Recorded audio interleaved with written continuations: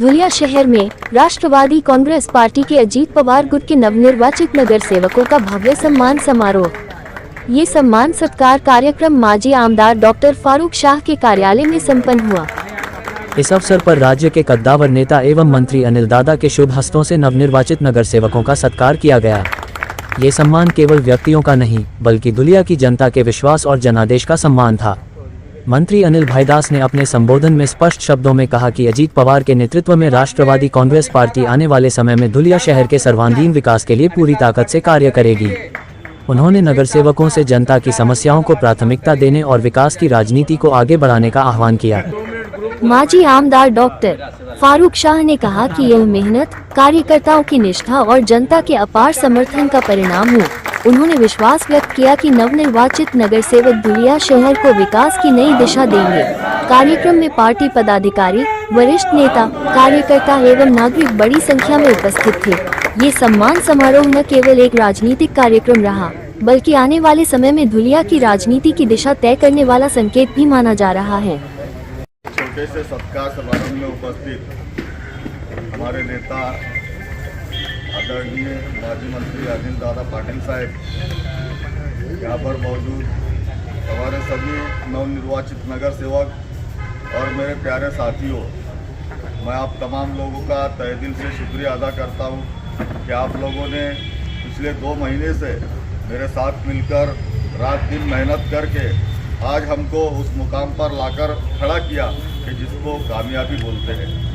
तो साथियों, आप लोगों का बहुत बहुत शुक्रिया। और दूसरी बात, आप लोगों को ये यकीन दिलाना चाहता हूँ कि जो हमारे राष्ट्रीय नेता है, राज्य के उप मुख्यमंत्री आदरणीय अजीत दादा पवार साहब, ये जो वचन देते हैं वो पूरा करके दिखाते हैं। उन्होंने हमको वचन दिया है कि धुलिया शहर के अल्पसंख्यक समाज के लोगों को जहाँ भी, जब भी, जैसे भी ज़रूरत पड़ी तो हमारे साथ रहेंगे। और शहर के विकास की बात तो खास करके हमारे अल्पसंख्यक इलाकों में और शहर के जितने दूसरे इलाके हैं जहाँ पर विकास काम की ज़रूरत है, उसके लिए निधि की भी दादा साहब ने बात की है। यहाँ पर मेरे सब पत्रकार बांधव भी मौजूद है।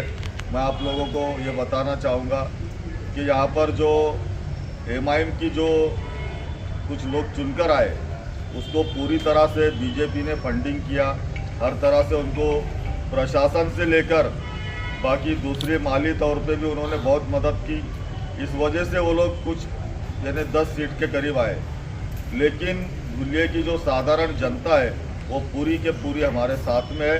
आने वाले वक्त में पूरे धुलिया शहर के लोगों को लेकर हम धुलिया शहर का आमदार राष्ट्रवादी कांग्रेस पक्ष का रहेगा, इसके लिए पूरी कोशिश करेंगे। और अभी जो महानगर पालिका में विरोधी पक्ष नेता हमारा ही रहने वाला है, ऐसे में आप लोगों को गुहारी देता हूँ, अपने शब्द खत्म करता हूँ। आपके सामने दादा साहब अपने मार्गदर्शन जो जीत कर आए उनका स्वागत करने के लिए, उनका सत्कार करने के लिए यहाँ पर मौजूद अपने धुलिया शहर के, भले ही माजी शब्द किसको भी लगाते रहेंगे लेकिन तुम्हारे को आज ही सब नामदार ही बोलते सब।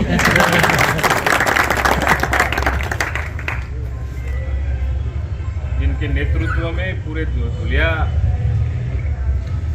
महानगर पालिका का चुनाव यहाँ पर अब हम लोगों ने जो देखा, तो फारूक भाई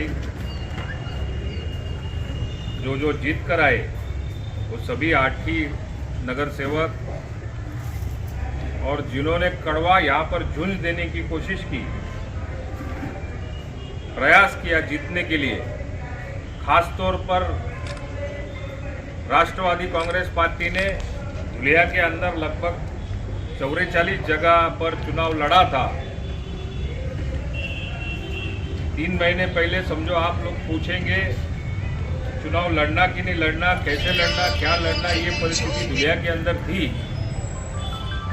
लेकिन फारूक भाई है, फारूक भाई के साथ में पूरी टीम ने ऐसा काम किया कि पूरे धुलिया के अंदर माहौल ऐसे बन गया कि राष्ट्रवादी कांग्रेस पार्टी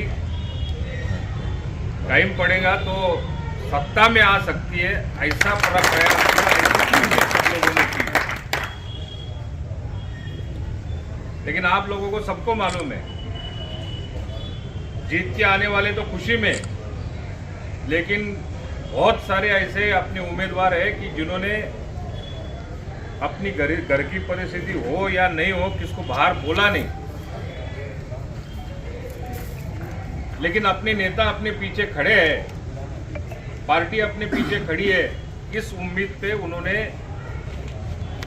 पूरी ताकत, पूरी मेहनत, भले ही वो आज के दिन में पराभूत आप लोगों को नजर में आ रही है, लेकिन फारूक भाई मेरे को ऐसा कहना है कि ये आज गिरे नहीं है, लेकिन उनकी जो ताकत है, उनकी जो क्षमता है, उस हिसाब से उन्होंने जो प्रयास किया वो भी आज जीत के आए हैं। ऐसा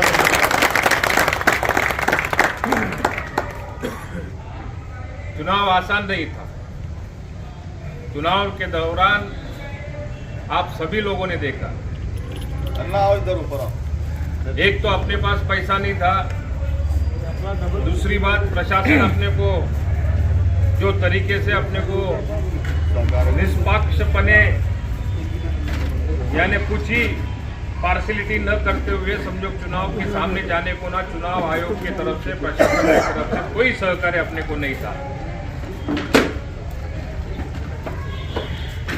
पिछले 2 महीने से 3 महीने से लगातार कार्यकर्ता मेहनत ले रहे थे। उम्मीदवार अपनी उम्मीद लगाए बैठे थे। उस हिसाब से जो तरीके से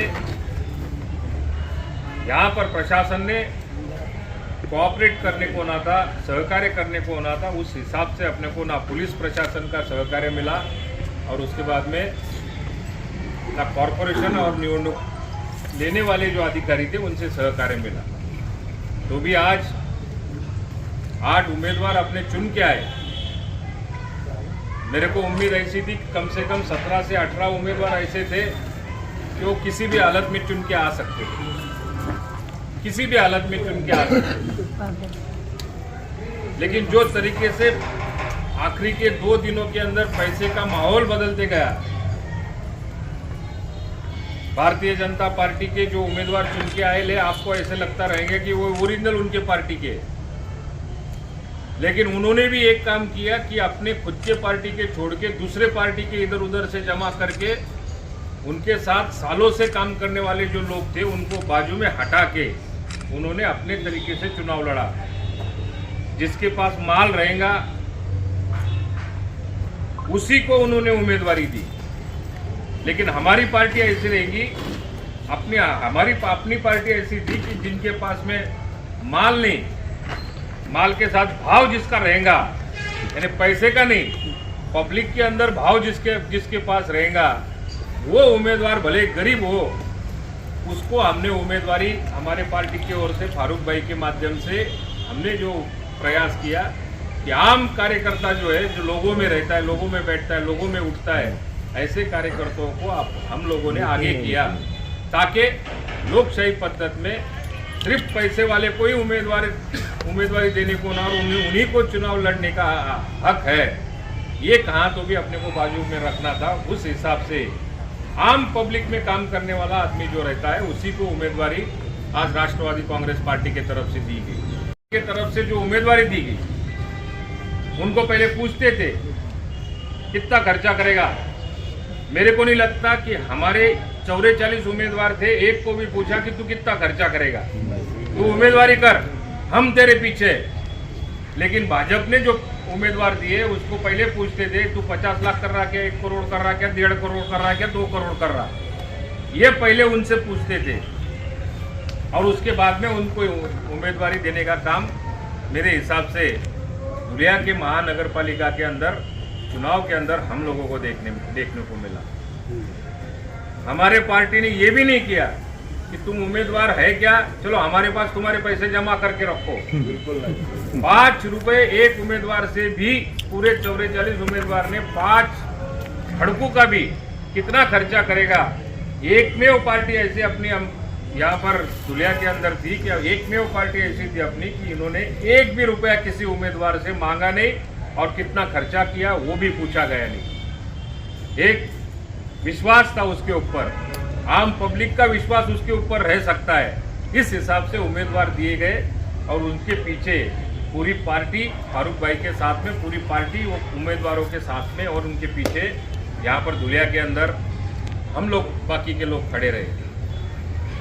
मुझे ताज्जुब लग रहा कि सब मेरे को बोल रहे कि अनिल दादा ने बहुत मेहनत ली। ये कुछ अनिल दादा की और फारूक भाई की मेहनत नहीं थी, ये जो मेहनत थी आप लोगों की सबकी मेहनत। हम तो बस खोटा है, हमारा चेहरा है, फारूक भाई का चेहरा है और दूसरे 4 लोगों का चेहरा रहेगा, लेकिन जो भी अभी मंच पे यहाँ पर बैठे, जो भी लोग चुन के आए ले,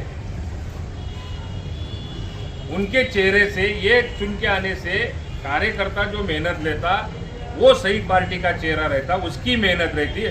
क्रेडिट लेकिन आप लोग हमें देते हैं, ये हमारे भगवान के हिसाब से तो मेरे को ऐसा लग रहा है कि बड़प्पन आप लोग दे रहे हैं।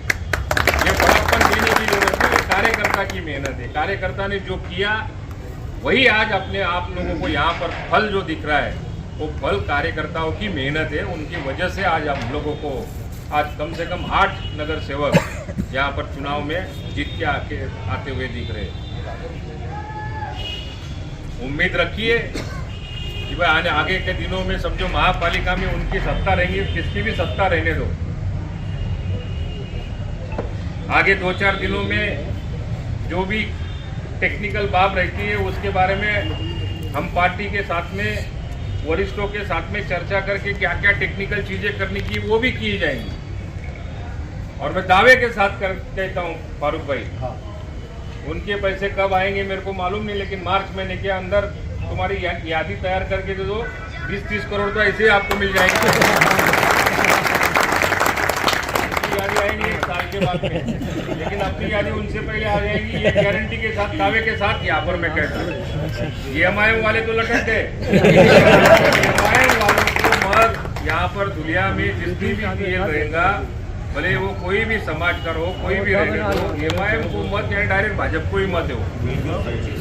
एमआईएम ये बी टीम भाजपा का काम कर रही थी यहाँ पर। एमआईएम के जितने भी लोग चुनाव में यहाँ पर जीत के आए रहेंगे, उनको जो फंडिंग का काम था, वो फंडिंग का काम कहाँ से होता था, कैसे होता था, यहाँ पर ही नहीं, पूरे महाराष्ट्र के अंदर जहाँ जहाँ एमआईएम की सीट चुन के आती है, ये सिर्फ भाषण करने के लिए यहाँ पर आते हैं। कहाँ हैदराबाद से आता है, कहीं बम्बई से आता है, कहीं यूपी से आता है। ये जो एमआईएम वाले जो आते हैं बाहर से, ये उसके यहाँ तक पहुँचते नहीं। एक तो इनको स्टेज से लेके खर्चा देना पड़ता, जाने आने का, उनको फ्लाइट कभी रहेंगी तो फ्लाइट बुक करके देनी पड़ती है, और जोर जबरदस्ती की उनके नेता की सभा कैंसिल करेंगे, लेकिन एमआईएम के नेता की सभा होने के हिसाब से 4-4 घंटे उसकी फ्लाइट इंतजार करेंगी। इतना तजवीज भाजपा वालों ने किए रहेंगे। उस हिसाब से एमआईएम की जितनी भी यहाँ पर सभाएं हुए रहेंगी, उनका फंडिंग जो रहता है वो भाजपा की तरफ से होता है, और वो एमआईएम यहाँ पर समझो चुनाव में यहाँ पर जीत के भी आए रहेंगे तो अपने खुद के पैसे से नहीं आती, वो किसी न किसी की मेहरबानी रहती है, और वो मेहरबानी के हिसाब से वो चुनाव जीत के आते हैं। लेकिन एक सबसे मेन बात है, इससे पछतावा आगे के दिनों में लोगों को झेलना पड़ता है।